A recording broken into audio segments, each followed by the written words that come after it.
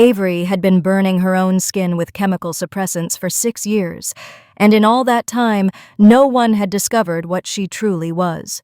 The suppressants were a brutal system that had become an inescapable routine. Industrial scent-blocking oils applied every 4 hours that left chemical burns across her wrists, neck, and collarbone, angry red welts that never fully healed before the next application. Daily Wolf's Bane injections that she administered herself, the needle piercing the tender skin between her ribs, leaving a constellation of bruises that bloomed purple and yellow across her torso. Treated undergarments and clothing that caused constant rashes and irritation, the fabric rough against her skin like sandpaper. And beneath it all, layers of dull, shapeless clothing designed to make her invisible, forgettable, safe. It was agonizing, expensive, and absolutely necessary, because Avery was a true Omega, one of perhaps 24 in the entire Northern Territories, and revealing that fact would destroy the quiet, careful life she had painstakingly built in the shadows. True Omegas were not like normal Omegas.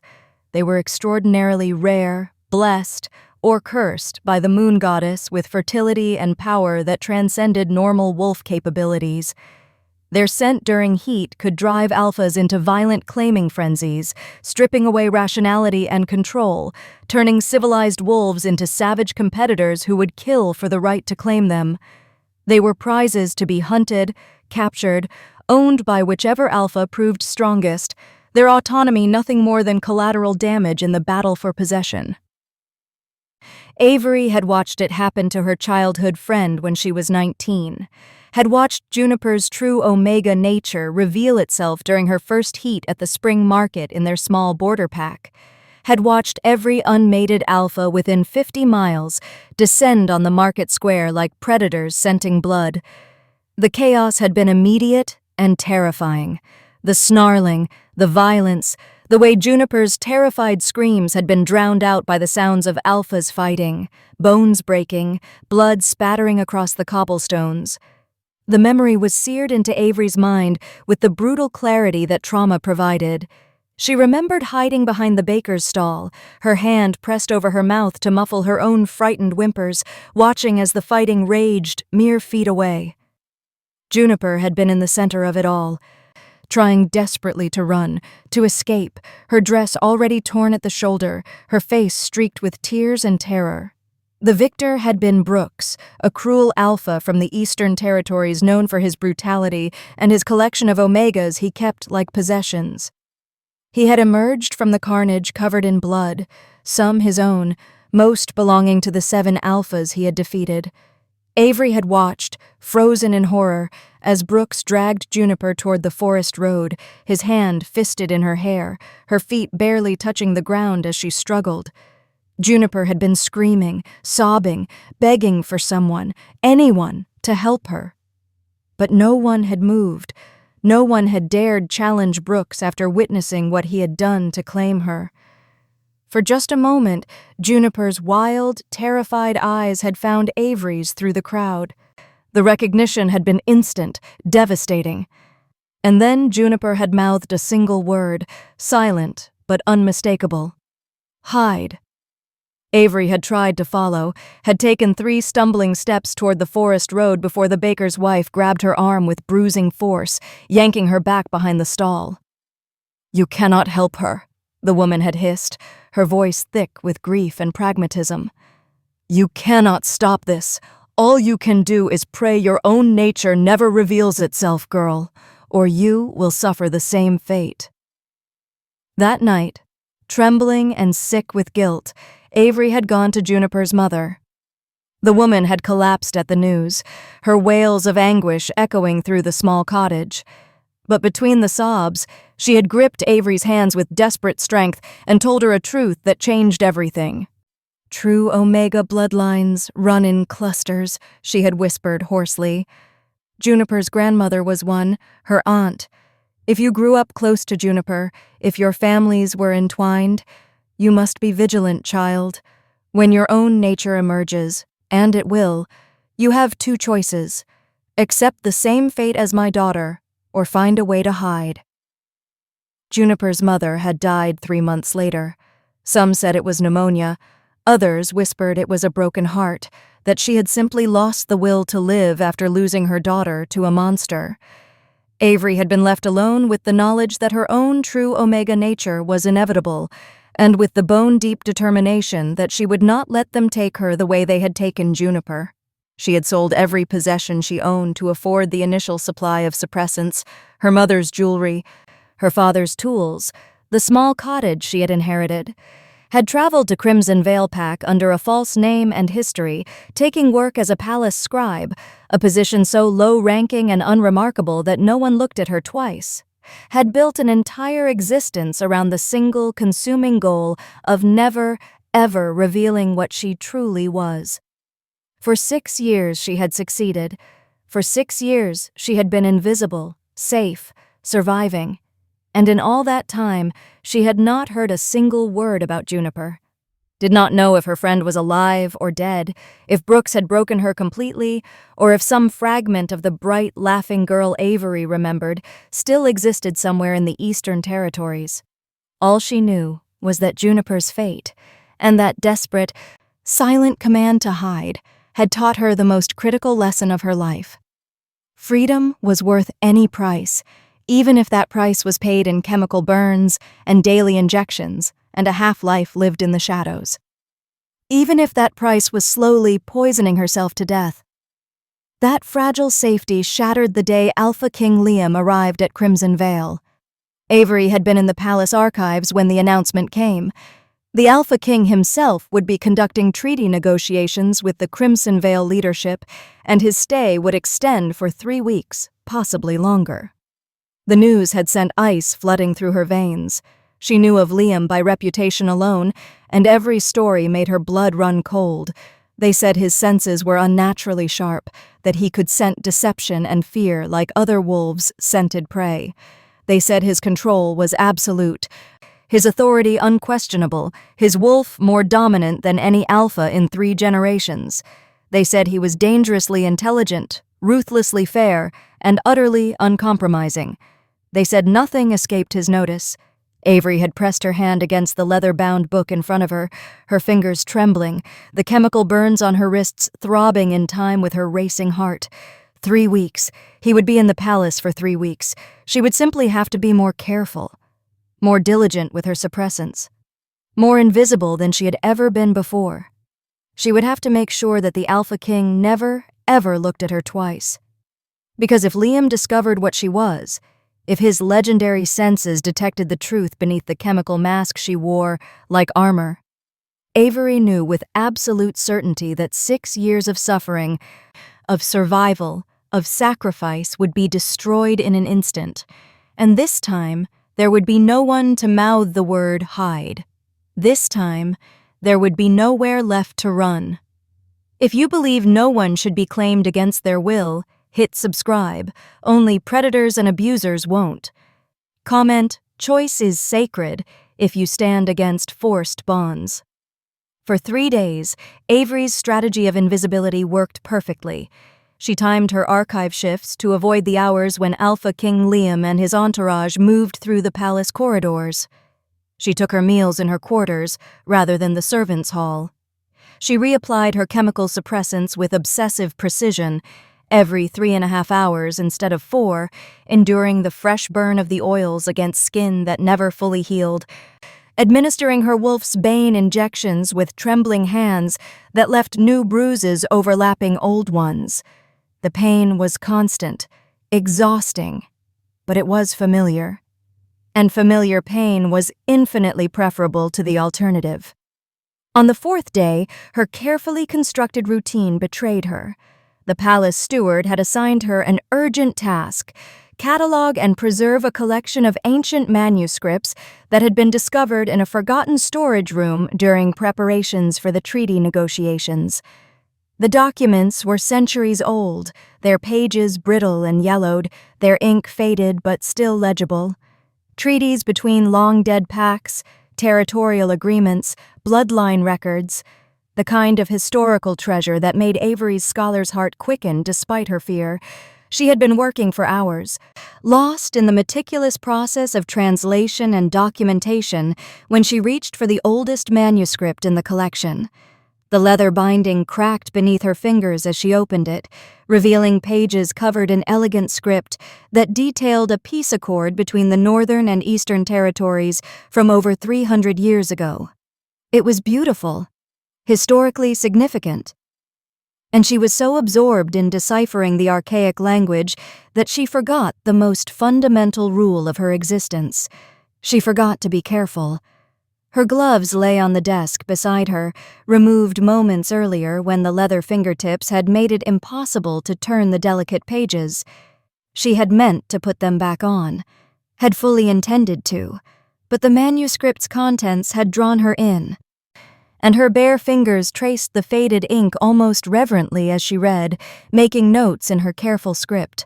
The preservation ink, a chemical compound used centuries ago to protect important documents, reacted instantly with the suppressant oils coating her skin.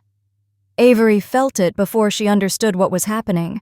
A strange tingling sensation across her fingertips, a warmth that spread up her hands to her wrists. She looked down and watched in dawning horror as the chemical suppressant began to dissolve, the industrial oil breaking down into a thin, watery residue that beaded on her skin like sweat. And beneath it, rising like smoke from a smothered fire, came her true scent: honeysuckle and moonlight. Something ancient and wild and utterly, unmistakably Omega. "No," Avery whispered, her voice cracking with panic. She lurched to her feet, reaching desperately for the bottle of suppressant oil in her satchel, her hands shaking so badly she nearly dropped it. "No, no, no!" The archive door opened. Avery's entire body went rigid, the bottle of oil frozen halfway to her wrist. She didn't need to turn around to know who had entered. She could feel his presence like a physical weight, could sense the dominant alpha energy that preceded him like a warning. Alpha King Liam stopped just inside the doorway. For 3 heartbeats, there was only silence. Then she heard him inhale, slow and deliberate, and the sound made every instinct in her body scream at her to run. "What are you hiding?" His voice was quiet, but it carried the unmistakable weight of command, the kind of authority that made her wolf whimper and press low in submission, even as her human mind rebelled against it. Avery forced herself to turn, pressing her contaminated hands behind her back, the bottle of suppressant oil clutched in her burning fingers. Liam stood with his back against the closed door, and Avery's breath caught despite her terror. He was exactly as the rumors described, tall and powerfully built, his long dark hair pulled back to reveal a face that was far too handsome to belong to someone so dangerous. But it was his eyes that trapped her, amber and piercing, fixed on her with an intensity that made her feel stripped bare. Those eyes tracked over her with methodical precision. The dull brown scarf covering her silver blonde hair. The shapeless, oversized dress that hid her frame. The way she held herself, small, unremarkable, desperate to be overlooked. And then his gaze dropped to her wrists, to the angry red chemical burns that she couldn't quite hide, and something shifted in his expression. "I'm no one," Avery managed, her voice barely above a whisper. "Just a scribe. I should return to my quarters." She moved toward the door, toward escape, but Liam shifted his position with casual, predatory grace, blocking her path without ever seeming to threaten. He simply stood there, immovable, his head tilted slightly as though listening to something only he could hear. "You reek of chemicals," he said softly, and there was something in his tone that made her skin prickle with warning. "Wolf's bane, industrial solvents, and underneath all that poison." His nostrils flared again, and his eyes flashed gold for just an instant. "Something you're very, very desperate to hide." Avery's heart hammered against her ribs so hard she thought it might break through. The bottle of suppressant oil felt impossibly heavy in her hand, useless now, too late to matter. "Please," she breathed, hating how her voice shook, hating the tears that burned behind her eyes. "Please, Just let me leave." Liam's gaze locked onto hers, and in that moment, Avery knew with crushing certainty that her 6 years of suffering, of survival, of carefully constructed invisibility had just come to an end. "No," the Alpha King said simply, and closed the distance between them in 2 long strides. "I don't think I will." Liam's hand closed around Avery's wrist before she could pull away, his grip gentle but absolutely unyielding. She gasped at the contact, at the way his touch seemed to burn hotter than the chemicals ever had, and tried to wrench herself free. He didn't let go. "Stop," he commanded, and the Alpha authority in that single word froze her in place, despite every instinct screaming at her to fight, to run, to do anything but stand there while he examined her like a specimen. His thumb traced the edge of one of the chemical burns, his expression darkening as he took in the layers of damage, old scars beneath new wounds, skin that had never been allowed to properly heal. "What have you done to yourself?" The question was barely audible, but there was something in his voice that sounded almost like horror. "Nothing that concerns you," Avery choked out, finding her voice through the panic. "Please, I need to reapply." Liam didn't respond. He simply pulled her across the archive toward the small washing basin in the corner, the one she used to clean her hands after handling particularly dusty manuscripts. Avery's mind went blank with terror as she realized what he intended. No, you don't understand." She struggled in earnest now, digging her heels into the floor, her free hand clawing at his wrist. Please don't." He turned on the tap, and warm water began filling the basin. When he spoke, his voice was quieter but no less commanding. "I understand perfectly. You've been poisoning yourself to hide, and I'm going to stop you before it kills you." "It's the only thing keeping me alive." Avery's voice broke on the words, desperation clawing up her throat. "If they smell me, if they know what I am, then I will deal with them."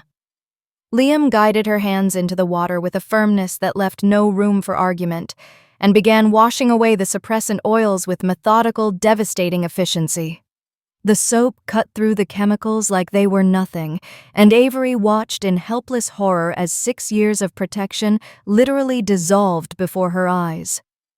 The scent that emerged was everything she had spent half a decade hiding: honeysuckle and moonlight and something deeper, something primal and ancient that spoke directly to the wolf in every alpha within range.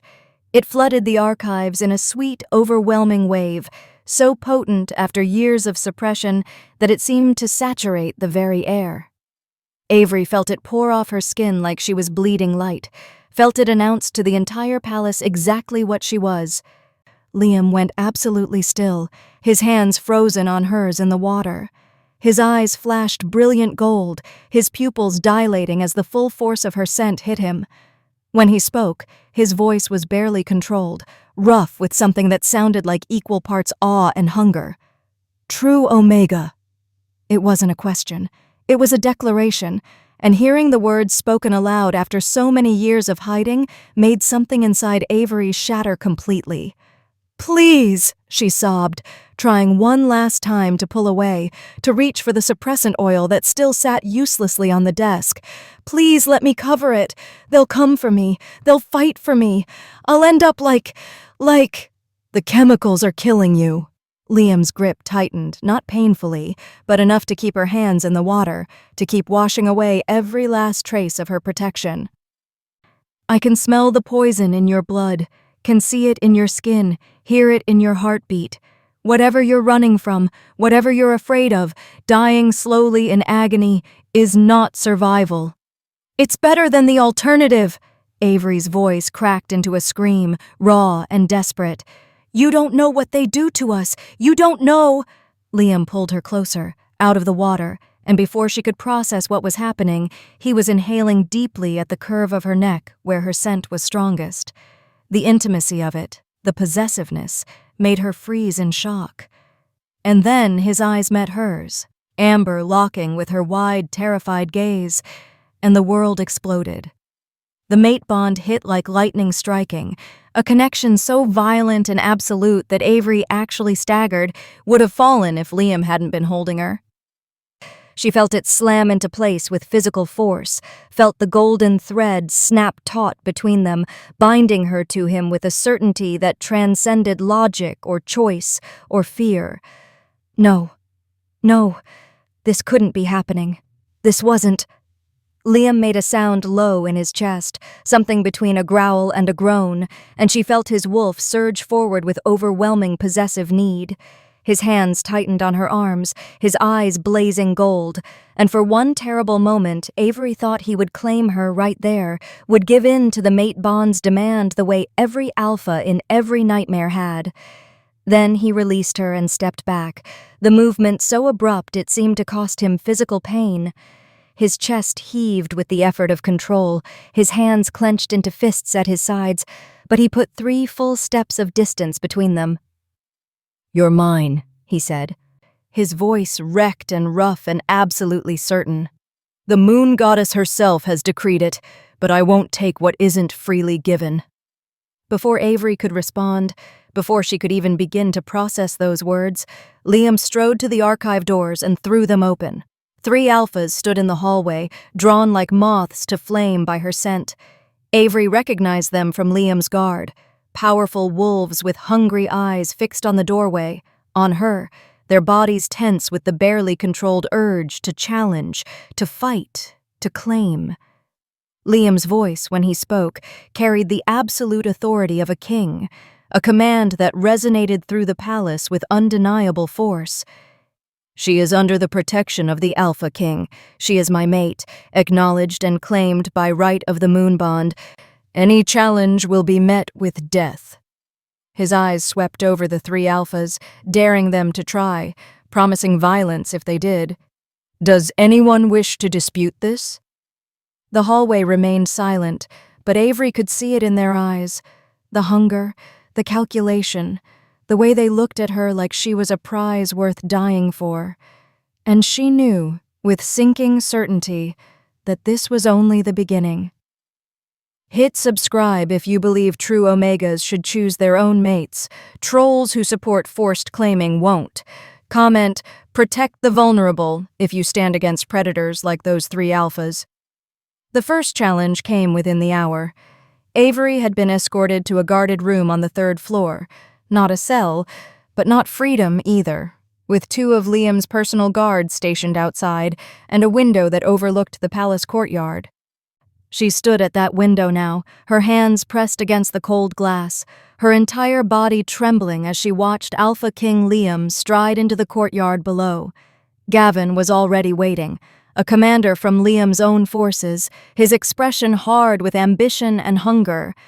Avery's stomach twisted with nausea as she recognized the look in his eyes, the same look Brooks had worn when he'd dragged Juniper away, the look of a man who saw a prize rather than a person.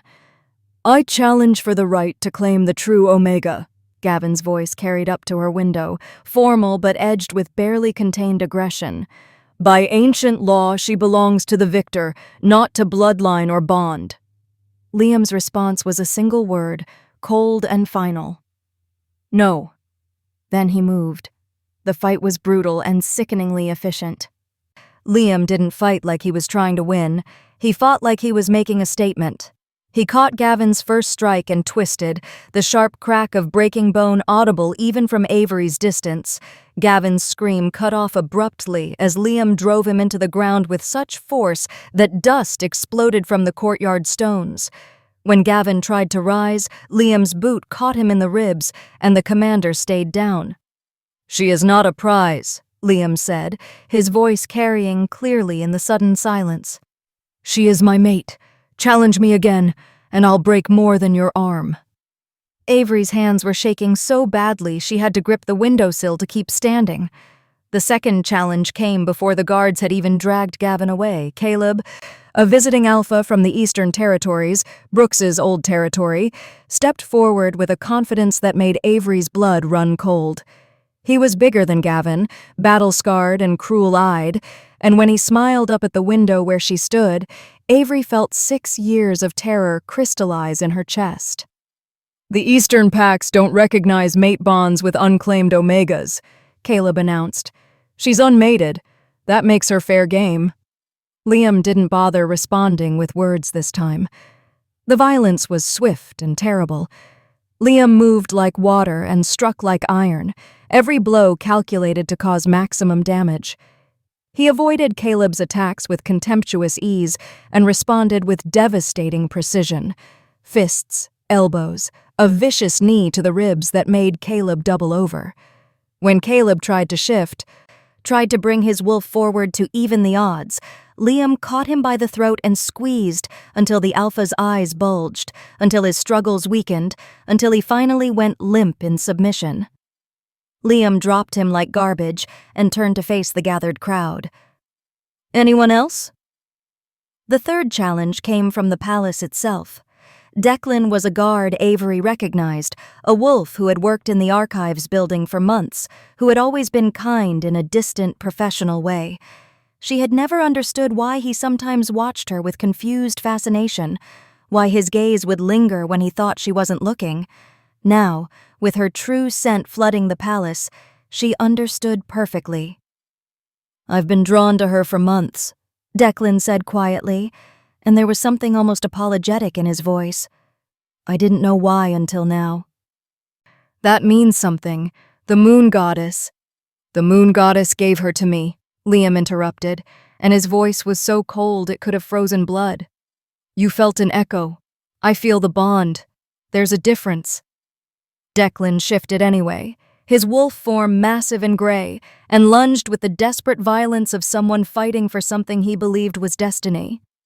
Liam met him head-on without shifting, caught him mid-leap, and drove him into the stone wall with such catastrophic force that the impact cracked the ancient stones. Declan's wolf form collapsed, shifted back to human, and didn't rise. The courtyard was silent except for the ragged breathing of the defeated. Liam stood in the center of the carnage, blood on his knuckles, his eyes still flashing gold, and when he looked up at Avery's window, the possessive intensity in his gaze made her breath catch. "She is untouchable," he said, addressing the palace, the guards, the gathered wolves who had come to watch the spectacle. "She is mine by bond and by choice, and anyone who forgets that will answer to me. If you believe in protecting those who can't protect themselves, comment, 'No more victims. Only bullies and abusers won't.' Hit subscribe if you stand against alphas who treat omegas like prizes." When Liam entered her chambers an hour later, Avery was still standing at the window, still shaking, her mind a chaos of fear and confusion and something she didn't want to name.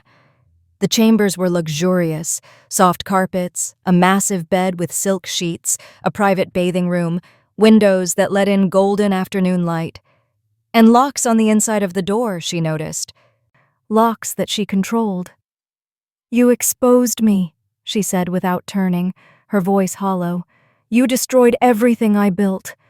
6 years of suffering, and you washed it away in minutes." "I know." Liam's voice came from behind her, rough with exhaustion but steady. "I violated your choice, your autonomy, your right to protect yourself in the only way you knew how." "Then why?" Avery turned finally, and the tears she'd been holding back spilled over. "Why would you do that to me?" Liam's expression was devastating in its honesty. "Because I could smell the poison killing you. The chemicals, the wolf's bane injections, they were destroying you from the inside. Your wolf was suffocating. Your body was failing. You were dying, Avery. Slowly, agonizingly, thinking it was survival when it was just a different kind of death. At least it was my choice, and now you have different ones." Liam took a careful step closer, his hands raised in a gesture of peace. "I won't compound my violation by forcing the bond. You have my protection, my resources, and most importantly, your autonomy. These chambers are yours. The locks are yours. Your life is yours." Avery stared at him, searching for deception and finding none. "And if I never accept the bond? If I never come to you?" The pain that flashed across Liam's face was brief but genuine. "Then I will protect you anyway, respect you anyway, and live with the consequences of my choice. When you're ready, if you're ever ready, you'll come to me. Until then, you're free." He turned to leave, and Avery's voice stopped him at the door "I don't know whether to hate you or trust you." Liam looked back, and his smile was sad and understanding. "Take all the time you need to decide." 2 months passed in a strange, careful dance of distance and protection. Liam kept his word. He never entered her chambers uninvited, never pressured her about the bond, never treated her as anything less than autonomous despite the mate connection that hummed constantly between them. But his protection was absolute. No alpha approached her. No wolf dared even look at her with hunger. And slowly, cautiously, like a wild animal learning that a particular human wouldn't strike, Avery began to trust him. She saw him in the palace corridors, watched how he governed with firm fairness, noticed how his guards respected rather than feared him. She observed from a distance as he resolved disputes, how he listened before he commanded, how his justice was harsh but never cruel. And sometimes, when she sat in the gardens that had become her refuge, he would sit on a bench across the path, close enough that she was protected, far enough that she could breathe. They didn't speak often, but his presence became less suffocating and more steady, reliable, safe. It was on a cool evening in late autumn, as the sun painted the gardens gold and crimson, that Avery finally crossed the distance between them. Liam looked up from the book he'd been reading, surprise flickering across his face as she sat beside him on the bench, not touching, but closer than she'd been since that day in the archives. "Can you find someone?" Her voice was quiet, almost lost in the rustle of falling leaves. "Someone who was taken 6 years ago." Liam closed his book immediately, giving her his full attention. "Tell me." Her name was Juniper. Avery's hands twisted in her lap, the words painful even after so long. "She was my best friend. An alpha named Brooks claimed her. I don't know if she's alive or—" Her voice broke. "I need to know." "Brooks." Liam's expression darkened. "From the Eastern Territories. Brutal reputation, collected omegas like trophies." He paused, and something in his tone gentled. "He died 4 years ago, challenged by one of his own pack members and lost." The information hit Avery like a physical blow. 4 years. Juniper could have been free for 4 years, and Avery had never known, had never tried to find her because she'd been too afraid, too consumed with her own survival. "If she survived him," Liam continued carefully, "my intelligence network can find her. Will you allow me to search?" Avery looked at him, at the genuine concern in his amber eyes, and nodded. The search took 3 weeks. When Liam returned to her chambers with information, Avery knew before he spoke that the news was complicated, good enough that he'd come himself, but heavy enough that his expression carried weight. "There's a woman matching Juniper's description living in the Northern Sanctuary," he said quietly. "It's a refuge for traumatized wolves, remote and protected. She's been there for 3 years, goes by a different name, keeps to herself, works with healing herbs." He paused. "If you want to see her, I'll take you there myself." The journey to the Northern Sanctuary took 2 weeks through mountain passes and dense forests, dangerous territory where rogues and wild predators made travel risky. Liam insisted on a small escort, just 4 guards, and stayed close to Avery throughout, but not oppressively so. It was during this journey that Avery saw different facets of the Alpha King that contradicted every assumption she'd made. His humor, dry and unexpected, when one of the guards complained about the cold, and Liam suggested he shift and use his fur. His gentleness when Avery struggled on a particularly steep climb, and he offered his hand without making her feel weak. His surprising knowledge of medicinal plants, pointing out herbs along the trail and explaining their uses. And one night, around the campfire, his quiet confession that he understood trauma because he'd watched his own sister suffer at the hands of an abusive mate before Liam had been old enough or strong enough to stop it. "That's why you reacted the way you did," Avery said softly, understanding crystallizing. "In the archives, you saw me hurting myself and saw her." "I saw someone choosing slow death over the risk of living," Liam replied, his gaze distant. "And I couldn't let it happen again, even if you hate me for it." Avery didn't respond, but something in her chest loosened, just a fraction. They found Juniper's cabin on a gray afternoon, smoke rising from the chimney, herbs hanging to dry on the covered porch. Avery's hands shook as she approached the door, and when it opened, she nearly collapsed. Juniper stood in the doorway, older and thinner, her hair cut short and silver-streaked, scars visible on her arms and neck, but alive and free and looking at Avery with recognition that turned immediately to shock. "Avery?" Her voice was hoarse, disbelieving. "How did you—" Then they were embracing, both crying, 6 years of grief and guilt and desperate hope pouring out in broken sobs and whispered apologies. Inside the modest cabin, over tea that Juniper made with practiced, trembling hands, the truth emerged. Brooks had been every bit the monster they'd feared. 2 years of horror that Juniper described in flat, distant tones, as though speaking about someone else's life. But she'd survived by being clever, by learning his patterns, and finally by putting wolfsbane in his drink and running while he was weakened. She'd been hiding ever since, afraid he would find her, never knowing he was dead. "You were right to hide," Juniper said, gripping Avery's hands across the table. "You survived by being smarter than I was, by making the choice I couldn't." "I'm so sorry." "Don't." Juniper's voice was firm. "You survived. That's what I told you to do." Then Juniper's gaze shifted to Liam, who had stayed back, giving them space but present. She studied him with the careful assessment of someone who had learned to read danger in every alpha's eyes. "This one," she said finally, nodding toward him. "He's different. I can smell it on him. No hunger, no possession." She looked back at Avery. "He respects you. That's rare." Something cracked open in Avery's heart, a wall she'd built 6 years ago finally showing its first fracture.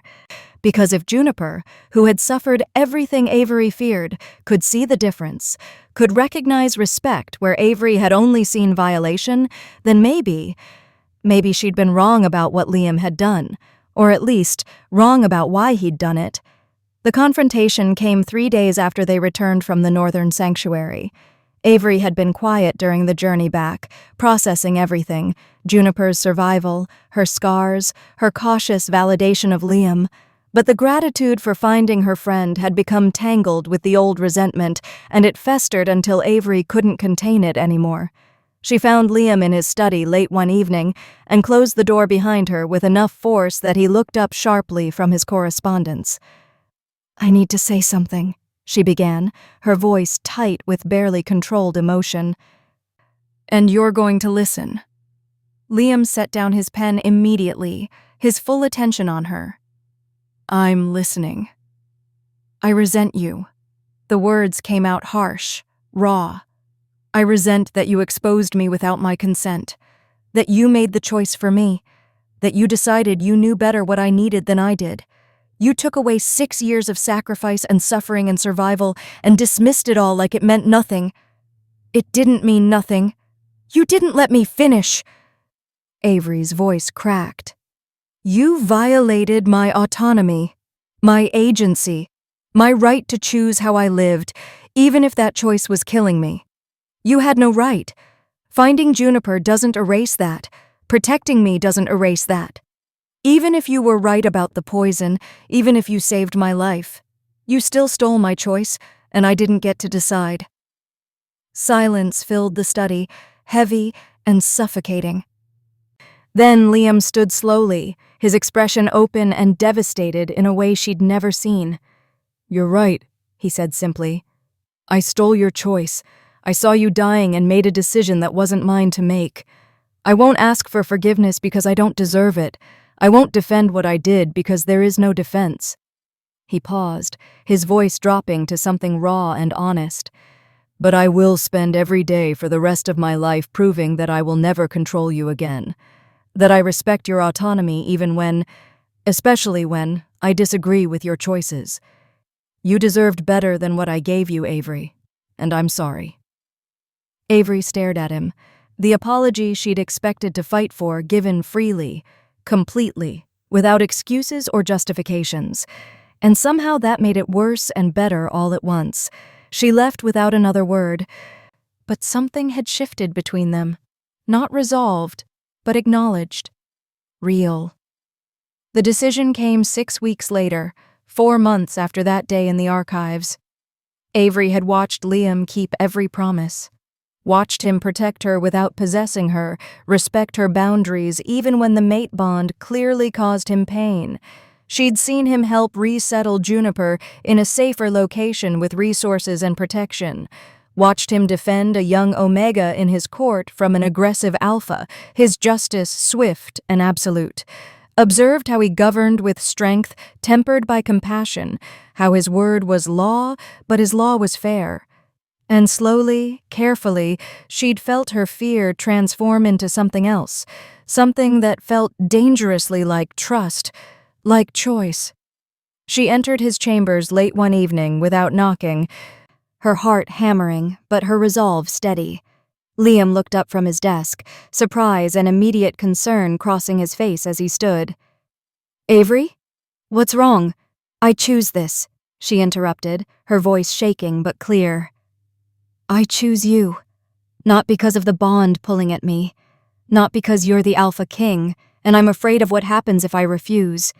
But because over these 4 months you've given me something I thought I'd never have again, the power to choose. And I choose you." Liam went absolutely still, his eyes searching hers as though looking for doubt or coercion, or anything that would make this less than completely voluntary.